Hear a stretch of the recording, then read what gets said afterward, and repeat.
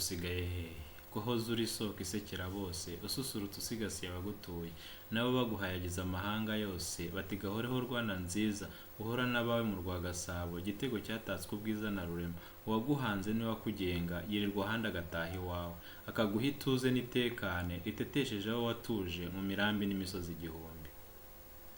Biryo teka warinyazwe nande uhinduka intandaro y'ibibi byose ukavugwa amahanga kuri icyohe guhorana umwaga mubo mubana ukaba inzigo n'izinga ritamenywa na bose ukagira inzika nk'iy'uruzingo rutagira abarwo kandi warindatwa ku bari bakuzi.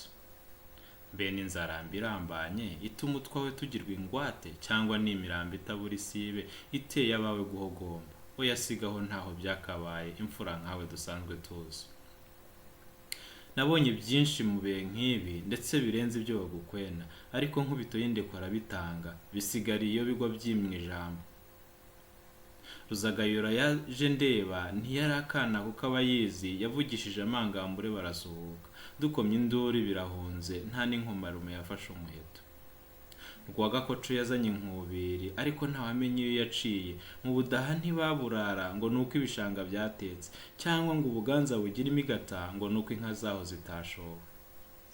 Twarahanuza tugahanurwa ntihabisibo mu bo tubanye kuko Rugamba yari intwari ikagira inshuti n'izamahanga imbuto z'ubwoko bwose zikaba ziraje dutsinda ikigoyi duheba umweko twese tutigahoreho Rwanda nziza kuko hatatswe ubwiza niyaguhanze uhora n'Imana mu Rwagasabo. Ubu hajeshira umuteto ndatangara kandi amata buganizwe iyo mu bikari bati kinga metalike duhuriye muri ndaburaye ubwo twasingizaga muvuma twese igihe yadutabaraga amapfa duteye rukocoka tuyigira indahiro seruruse kubwo yadusaba.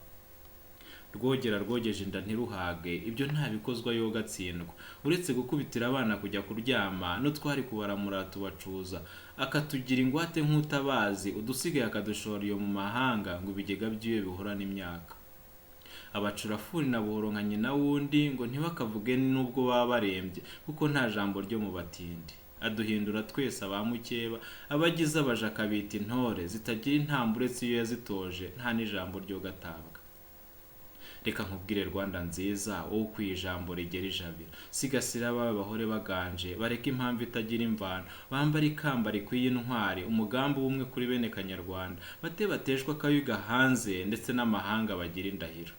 Duharanira ijambo dusangiye twese ritari irya nkunzi na nkamirabandi cyangwa rutinywa na Rwamurindi tugira umwanya mu rwatubyaye duca umwago twaretse twese maze amazi asubira atembe duca umucyamo nta nkigimba. Mwana muto utagira icyasha ntusamazwe n'irya kurenga nubwo riteretse nk'agasusuruko burya ngende yamaze impamvu. Nubwo nasanze utari ikigwari ariko sinagenda ntabikubwiye wowe wigize imfizi zibiri izindi ubwo amasoko azakama yose ninde uzagusukira amazi. Reka rubanda ruguha ijambo kuko umwanya wari uwawe nubwo uricisha utarihawe niba ari kwaka ntuzabona yo ucisha nubwo igihe atari iki nimpuguka nzakubwira kandi si kera kukora ibyazi. Ubigisha kuvuga nk'abatabizi umunsi batowe uzashwa amarwa kuko no gukora ntubasumbya burya impamvu inganurura. Ngero naguha ni nyinshi cyane ariko nawe nzi ko utari umwana umusibone ejo bundi kagutamaza ugasigara iheru wari uganje kuko wigize ingungi itagira abana kandi ukamisha izo biterekeye igihe warwaniraga imbehe yuzuye imyaka abandi bicwa n'ikigoyi wateje. Muhora n'Imana mu rwatubyaye ntwarane namwe batarutinya musigasiye ikamba rikwiye intwari.